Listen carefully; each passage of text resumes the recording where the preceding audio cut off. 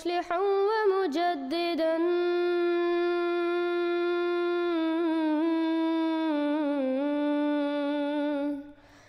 فارنوا بنظر طاهر وجنان.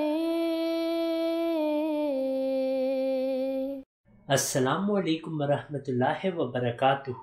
الحمدللہ سعودی عربیہ سے ایک فتویٰ آیا ہے کہ صرف اللہ اور اس کے رسول کے پاس حق ہے کہ وہ تکفیر کریں.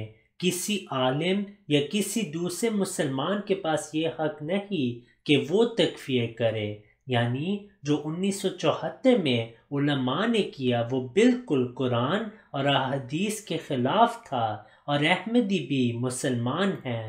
سعودی عرب میں سینئر اسکالرز کی کاؤنسل نے کہا ہے کہ تکفیر کا فیصلہ انسانوں نے نہیں بلکہ اللہ اور اس کے رسول صلی اللہ علیہ وسلم نے کرنا ہے.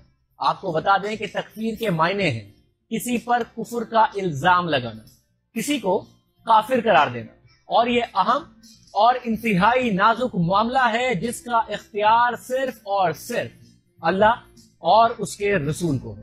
اس بات کو سعودی سینئر اسکالرز کی کاؤنسل نے If you have not yet subscribed, make sure to subscribe and click on the bell icon so you can get notifications for every new video. Also make sure to like and comment on the video and follow on Twitter and Instagram. صل على